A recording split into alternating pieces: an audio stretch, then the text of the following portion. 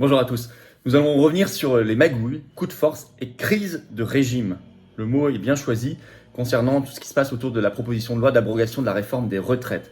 Voir que ça n'est pas fini, voir aussi le poids du supranational là-dessus, élément à ne surtout pas négliger parce qu'il n'est jamais présenté, voir les provocations macronistes, ce qui s'est passé exactement, et voir pourquoi peut s'ouvrir maintenant une très importante crise de régime qui peut être salutaire, bien évidemment, qui doit être salutaire.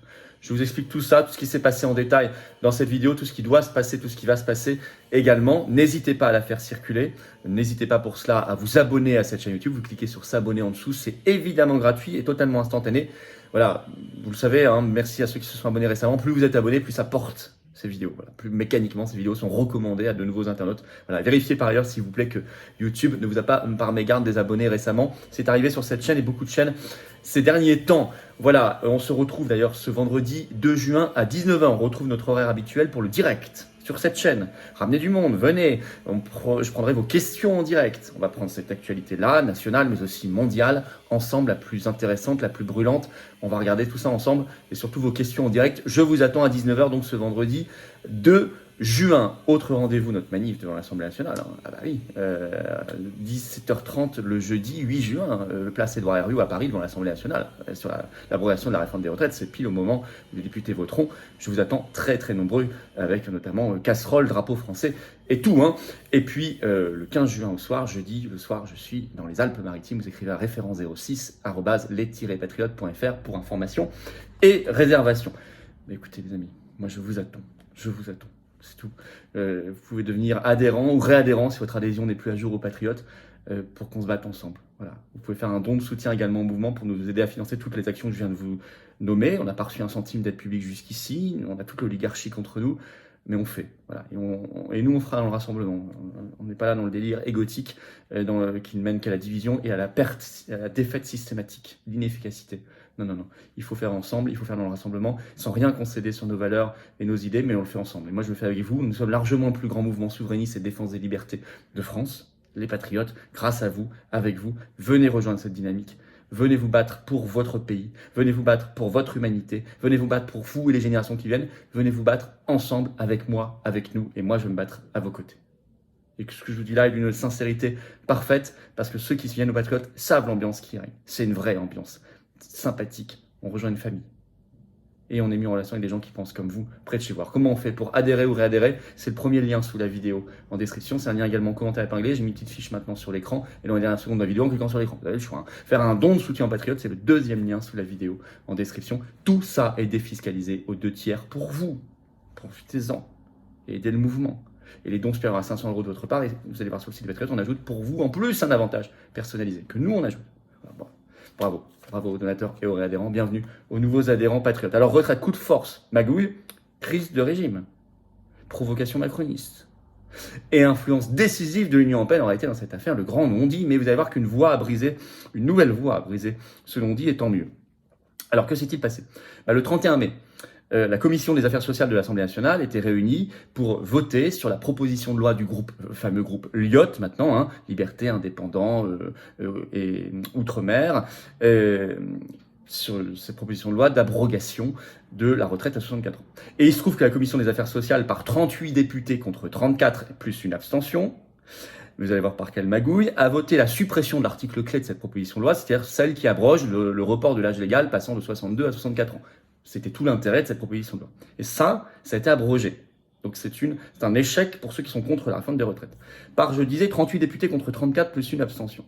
En fait, ce qui s'est passé, on fait article de Libération du 31 mai, je cite, hein, deux députés LR défavorables à la réforme des retraites, contre la réforme des retraites, ont été remplacés par de plus arrangeants collègues en amont du vote. Donc on a dit non, on va vous remplacer par vos remplaçants qui eux sont pour la réforme des retraites. C'est ce qui s'est passé, ça fait basculer la majorité. Ça c'est une magouille incroyable. Et comment ces députés titulaires ont pu accepter ça? Autre magouille, et là on est même dans l'acte anticonstitutionnel, le bureau de cette commission des affaires sociales a supprimé unilatéralement tous les amendements, les sous-amendements plus exactement, que LFI avait déposés sur ces propositions de loi, exprès, parce que si vous n'avez pas le temps d'étudier tous les sous-amendements pendant la journée, le texte qui arrivera en plénière sera le texte initial qui est arrivé en commission des affaires sociales, donc avec le bon article. Vous avez fait ça c'est un petit artifice. Et le bureau de la commission a dit non, on va supprimer tous ces sous-amendements, ce qui est contraire à l'article 44 de notre Constitution. Je s'en fiche si ça soit dessus. Bon. À tel point que Charles de Courson, qui est le député le plus ancien de l'Assemblée nationale, qui est dans le groupe Lyot, a évoqué, je cite, des stratégies concoctées par les uns et les autres de diverses officines. Il parle de déni de démocratie. Mathilde Panot, elle, députée LFI, a évoqué, je cite, une dérive mafieuse de la Macronie. Clémentine Autain, une autre députée, a dit un pas de plus dans la folie autoritaire. Alors je cite, vous voyez, des gens avec qui je peux avoir des désaccords profonds par ailleurs, mais je les cite parce qu'enfin, ils voient. Quand nous, on parlait de mafia, de folie autoritaire, totalitaire, etc., on était un peu seuls. Je vois que c'est repris, déni de démocratie, des officines. Merci. Au moins, les Français voient au grand jour. Bon. Donc, ce qui va arriver, c'est qu'il va arriver en plénière le 8 juin à l'Assemblée nationale, le texte, sans le bon amendement, enfin sans le bon article, celui qui supprime la retraite à 64 ans. Donc il faudra redéposer un amendement pour rajouter ce bon article au texte qui va arriver. C'est ce qui sera fait, hein, Charles de Courson l'a déjà annoncé, mais la présidente de l'Assemblée nationale, l'inénarrable Yael Braun-Pivet sur Europe 1 ce 1er juin, a déjà déclaré qu'elle jugerait irrecevable cet amendement, le disant anticonstitutionnel selon l'article 40 de la Constitution qui dit qu'une proposition de loi ne peut pas créer de charges financières. Or, elle est gagée puisqu'ils vont augmenter, ils disent qu'ils augmenteraient voter les charges, enfin les taxes sur le tabac pour gager. Mais elle dit déjà non, je vais considérer que c'est anticonstitutionnel, alors que la première fois que c'était venu à l'Assemblée nationale, le même bureau avec la même Yael Braun-Pivet avait dit que c'était bien conforme. Hein. Donc on voit la magouille. Hein. La manœuvre est grossière. Yael Braun-Pivet, je vous rappelle, c'était déjà illustré à l'été 2018 en enterrant la commission d'enquête à l'Assemblée nationale sur l'affaire Benalla. C'était elle qui l'a présidée, qui l'avait enterrée en une semaine, par son comportement insupportable. Bon, donc aucune confiance en elle, évidemment. Alors ça crée un précédent. Comme ils n'ont plus d'armes conventionnelles, la Macronie, ils sont tellement affaiblis, tellement démasqués, ils utilisent n'importe quoi, n'importe quelle magouille. Charles de Courson, le 31 mai, a averti, je cite, Yael Braun-Pivet, en faisant ça, rompra une position constante des présidents successifs de l'Assemblée nationale. En déclarant irrecevable, alors qu'elle devrait déclarer recevable. Effectivement, Éric Coquerel, qui est président de la Commission des Finances, a tweeté le 30 mai un long texte explicatif rappelant toute la jurisprudence, une jurisprudence parlementaire établie, dit-il, qui dit que normalement on ne peut pas déclarer ça irrecevable, notamment depuis le nouveau règlement de l'Assemblée nationale du 27 mai 2009, qui a donné plus de pouvoir à l'opposition et qui fait qu'il y a beaucoup moins, de moins en moins d'ailleurs, d'irrecevabilité déclarée au nom de l'article 40 de la Constitution. Je vais vous lire quand même un petit extrait, écoutez bien, c'est important. C'est pas technique, mais c'est important de savoir ça. Dans son texte. De surcroît, la saisine du président de la Commission des finances au titre de l'alinéa 4 de l'article 89 du règlement de l'Assemblée nationale sur la recevabilité d'une proposition de loi n'implique pas non plus que celui-ci censure en toute hypothèse totalement ou partiellement la proposition de loi concernée. Depuis la réforme du règlement de l'Assemblée nationale du 27 mai 2009, je vous en parlais, le président de la Commission des finances a été saisi 28 fois au titre de l'alinéa 4 de l'article 89 du règlement de l'Assemblée nationale et seulement 18 fois sur l'ensemble d'une proposition de loi. Sur ces 18 saisines, une seule a donné lieu à une irrecevabilité totale, 9 ont donné lieu à des irrecevabilités partielles et 8 ont été jugées entièrement recevables. Ainsi, non seulement, écrit-il, la saisine du président de la Commission des finances au titre de l'article 89, alinéa 4 reste rare, mais elle aboutit majoritairement à une recevabilité complète ou partielle de la loi et exceptionnellement à une irrecevabilité. Une seule fois sur 18. Je continue. Non seulement la jurisprudence est clairement établie en faveur de l'initiative parlementaire et d'une lecture plus souple de l'article 40 au stade du dépôt de la proposition de loi, mais celle-ci s'est renforcée au gré de l'appropriation par les députés du règlement de l'Assemblée nationale réformé. Ainsi, écoutez bien, 17 des 28 saisines sur toute ou partie du texte d'une proposition de loi, dont 14 des 18 saisines sur l'ensemble d'une proposition de loi au titre de l'article 4 de l'alinéa 4 de l'article 89, l'ont été sous la 13e législature passée. Et alors que les pratiques nouvelles qu'induisait la réforme du règlement n'étaient pas encore complètement assises. Ces saisines se sont ensuite fait rares dans la 14e législature, 2, et exceptionnelles lors de la 15e, une unique autosaisine par le président de la Commission des finances. Donc on est passé de 14, il y a 2 ans, enfin il y a 3 ans maintenant, à 2 saisines dans l'année il y a 2 ans, une saisine seulement l'an dernier. Donc il dit c'est de plus en plus rare normalement. Voilà ce qu'il écrit et le documente dans ce texte. Donc, elle va vraiment aller contre une jurisprudence très établie. Par ailleurs, ils accompagnent ça, mais ça c'est le don des macronistes, d'une insupportable provocation. Le Premier ministre Elisabeth Borne, aux questions au gouvernement, au Sénat ce 31 mai, juste après, donc l'après-midi du vote scandaleux en commission des affaires sociales dont je viens de vous parler, déclare « C'est un vote clair et démocratique », je la cite. Franck Riester, ministre délégué chargé des relations avec le Parlement, sur Public Sénat ce 1er juin, déclare « Les oppositions ont du mal avec le vote et les règles de la démocratie ». Il est culotté, hein. Inversion accusatoire. Hein. Aurore Berger, ineffable Aurore Berger, sur macroniste, un député, sur BFM TV ce 1er juin, je la cite « On n'a peur de rien, on n'a surtout pas peur de la démocratie et du vote ». Ah bon, 49.3, article 40, magouille, etc. Bon. Donc ça, c'est les provocations macronistes. En réalité, derrière, la clé, c'est le pouvoir oligarchique supranational qui se cache derrière l'Union européenne.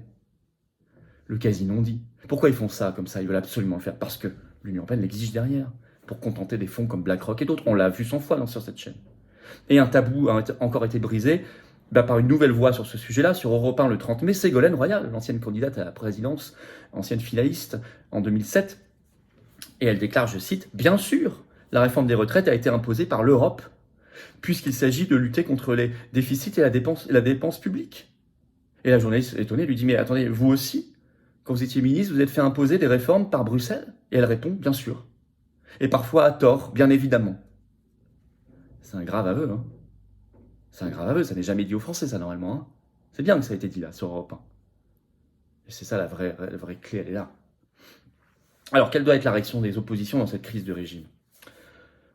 1. Le dépôt d'une motion de censure, évidemment. Qu'on soit enfin débarrassé de tout ça, que ça renverse le gouvernement macroniste. Et d'ailleurs, le 31 mai à l'Assemblée, Charles de Courson déclare, je cite, « Une motion de censure finira par passer, peut-être dans un délai pas si lointain. » On va tout faire pour continuer à pousser en ce sens. C'était à 9 voix près la dernière fois. Là, ils en ont énervé quelques-uns en plus. Hein. Mais déjà, que les députés d'opposition, entre guillemets parfois, hein, souvent même, provoquent une vraie crise, une grave crise de régime eux-mêmes, qu'ils n'aillent plus siéger indéfiniment. Pas qu'ils arrêtent de bosser, hein. Ils continueront de bosser dans leur circonscription, ils agiteront le pays, ils feront d'autres choses. Comme nous, on va le faire le 8 juin, 17h30, devant l'Assemblée nationale, jeudi, venez, hein, place Édouard Herriot à Paris. Mais ils peuvent venir en manif et tout, on leur donnera le micro, hein, pas de problème. On les a toujours invités tous. Hein. Mais qu'ils n'aillent plus siéger, mais qu'ils laissent les macronistes entre eux. Qu'ils montrent à la face de la France et du monde ce qu'est ce régime tyrannique. Ça, ce serait bien. Ça, ce serait efficace. Ça, ce serait fort, et y compris au niveau international. Inédit. Grave crise de régime inédite. En tout cas, ne pas courber les chines. Hein. Ils se sont dévoilés ici. Hein. Et vous savez, une tyrannie qui se dévoile, elle est déjà affaiblie par le fait même, simple fait qu'elle se dévoile.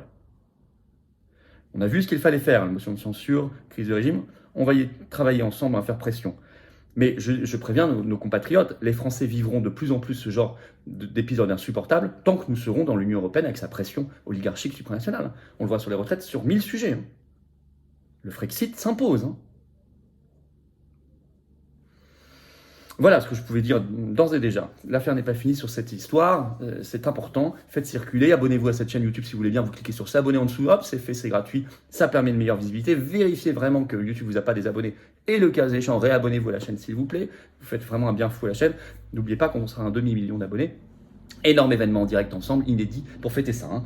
Et je vous attends ce vendredi, là, 2 juin à 19h en direct sur cette chaîne. Je prendrai notamment toutes vos questions en direct. Moi, je vous attends aux Patriotes. Vous pouvez adhérer, réadhérer ou faire un don de soutien en Patriote. Tout ça, c'est défiscalisé aux 2 tiers pour vous. Tous les liens sont sous la vidéo en description. Le premier, c'est adhérer, réadhérer, c'est le même. Le deuxième en dessous, c'est pour faire un don. Et puis dans quelques secondes, apparaîtra un lien sur l'écran pour adhérer ou réadhérer. Voilà, vous avez le choix. Et ce même lien, je l'ai mis également en commentaire épinglé. Et je vous attends. Et vraiment, je vous attends et j'ai hâte de travailler avec vous. Votre force de cœur et de conviction, votre expertise, tout le monde a sa place aux Patriotes. Tout le monde a sa place. Vous verrez, dans votre département, que ce soit en métropole, outre-mer ou à l'étranger, on est là. Et vous serez mis en relation avec des gens qui pensent comme vous, près de chez vous, et ça fait du bien. Et on doit se battre. Ne me dites pas demain, après-demain, je le ferai, promis, je le ferai la semaine prochaine. Non, l'oligarchie nous attaque maintenant. Faites un don de soutien si vous pouvez, je dis, c'est le deuxième lien sur la vidéo en description. C'est défiscalisé aussi aux 2 tiers. En plus, les dons supérieurs à 500 €, nous, on vous ajoute en plus un avantage personnalisé, c'est expliqué sur le site des Patriotes. Mais parce qu'on n'a pas de financement public jusqu'ici, rien. Or, on fait. Chaque manif, c'est des milliers, voire 10 000 €. Et oui, mais c'est comme ça, c'est normal, sécurisation, sono. Voilà, je sais qu'il y en a qui veulent, qui peuvent aider, faites-le. Et bienvenue. Bienvenue aux nouveaux adhérents, bravo aux réadhérents et aux donateurs. Et vive la France.